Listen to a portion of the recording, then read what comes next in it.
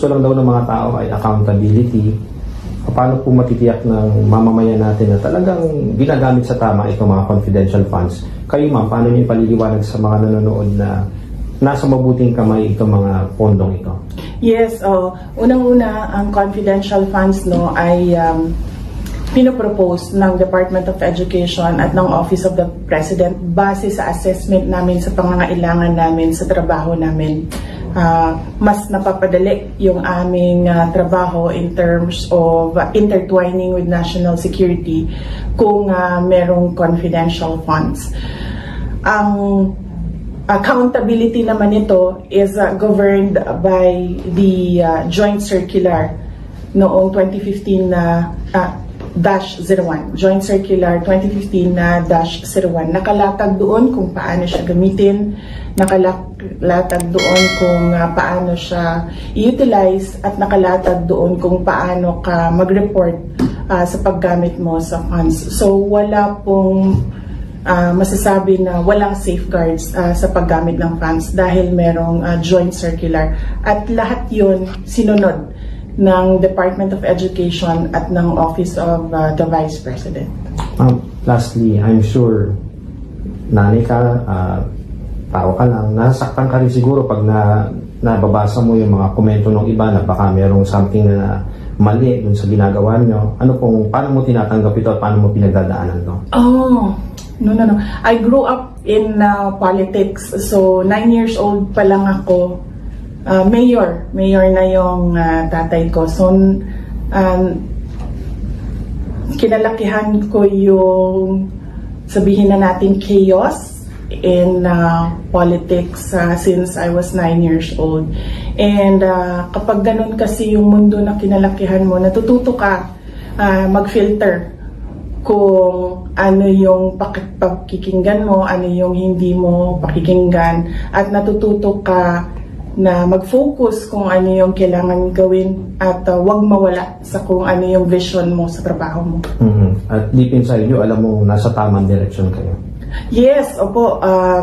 Sa Department of Education, nakalatag na kung ano yung gagawin namin until 2028. Ginawa namin yung Basic Education Report 2023 noong January. Doon nilagay namin kung ano ba yung gagawin ng Department of Education, at susundan na lang ng mga tao kung nagawa ba siya or hindi, at masasabi din namin sa kanila, ito nagawa na namin, ito hindi pa, at kung bakit hindi namin nagawa.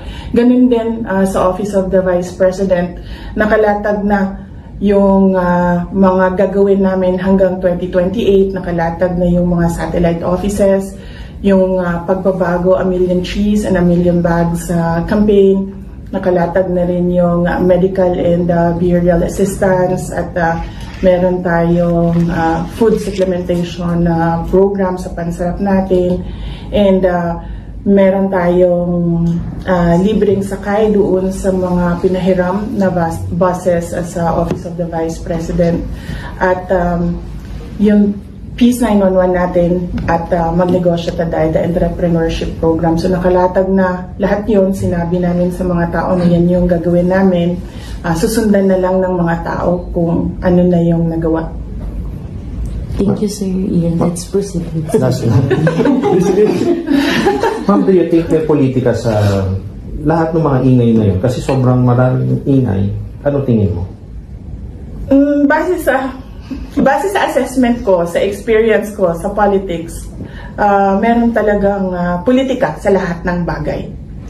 Kasama ito? Hindi lang sa mga issues na lumalabas, hindi lang sa mga atake na lumalabas, even sa trabaho, meron talagang politika.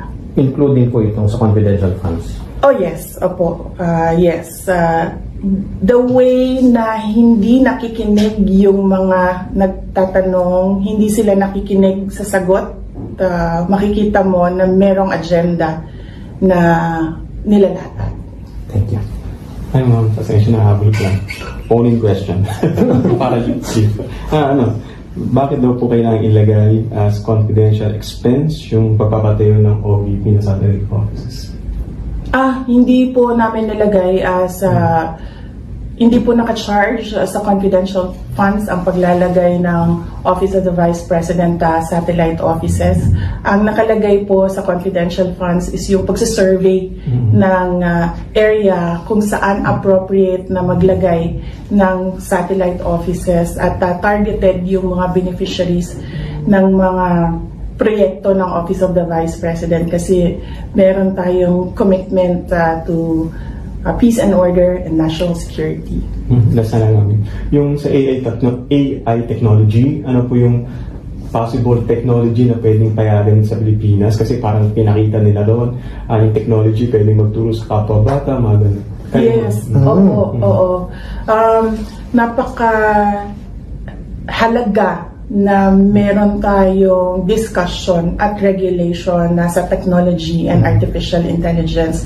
Dahil kung nakikita mo ngayon sa example ko kanina sa aking speech, merong takot, merong embarrassment sa paggamit ng artificial intelligence dahil akala nila hindi dapat ginagamit yan kasi pinapalitan niya yung tao sa pag-iisip ng tao. Pero yan na ang future ng mundo, hindi lang ng education. Kaya napakaswerte natin na naimbita tayo dito sa Education and Innovation Summit dahil naririnig natin kung ano yung plano ng Republic of Korea with regard to their education technology. At hindi pwedeng hindi natin pag-usapan yan dahil napakalaki ng tulong ng technology sa lahat ng ginagawa natin, hindi lang sa edukasyon. Kung makikita ninyo kanina sa isang keynote, nakita nyo na hindi lang pala sa Pilipinas pinag-uusapan yung burden ng administrative tasks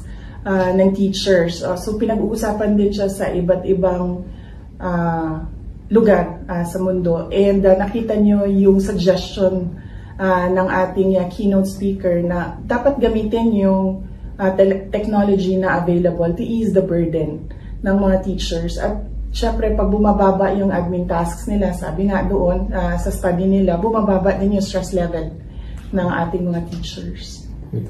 Ma'am, nandiyan si Ambassador kanina, naalala ko yung mga Pilipino, 63,000 na daw dito sa Korea. Nabanggit ni Ma'am Tess sa amin na baka magka-DH na tayo dito dahil meron ng pinaformulate na mga agreement and meron din tayong tataas daw yung ma-extend sila dun sa stay nila dito dahil dun sa EPS system. Mamaya magkikita kayo ng mga Pilipino, anong gusto nyong mensahe sa kanila sa mga sumusuporta lalo sa inyo? Well, unang-una, nagpapasalamat kami sa suporta nila, sa kampanya, sa boto nila nung nakaraang eleksyon sa akin at kay Pangulong Bongbong Marcos. Pangalawa, yung suporta nila sa 8-point socio-economic agenda, sa vision ng ating Pangulo ng Bagong Pilipinas, and syempre yung suporta nila, personal yung pagpapasalamat na suporta nila sa pamilya namin, Pamilya Duterte, dahil binibigyan nila kami ng pagkakataon na mag-contribute to nation building. And of course, kailangan natin sila pasalamatan dahil ang laki ng tulong ng ating mga overseas Filipinos at ng ating mga overseas Filipino workers sa ekonomiya ng ating bansa. Kung pag-uusapan lang natin ang pagpapadala o remittances nila doon sa ating bansa.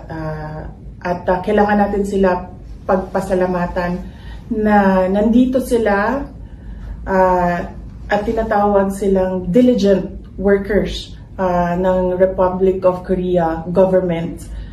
At sila ay nagtitiis, naghihirap. They are diligently working here in Korea and helping their families doon sa ating bansa. Napakarami sa ating mga overseas Filipino workers ang nandito dahil ang pangarap nila ay makapagtapos ng edukasyon yung kanilang mga anak na naiwan doon sa Pilipinas. So, ang message talaga natin sa ating mga overseas Filipinos na nandito sa Korea is ang pagpapasalamat at ang pag-remind sa kanila na hindi siya magiging madali in the coming months, in the coming years, but ang vision talaga ng Philippine government is a day na Hindi na natin kailangan sabihin na kailangan kong umalis sa Pilipinas para magtrabaho. Pero ang sasabihin na ng tao ay gusto kong umalis dahil gusto kong magtrabaho sa ibang bansa. Hindi na need kundi want na yung gaanoon na panahon.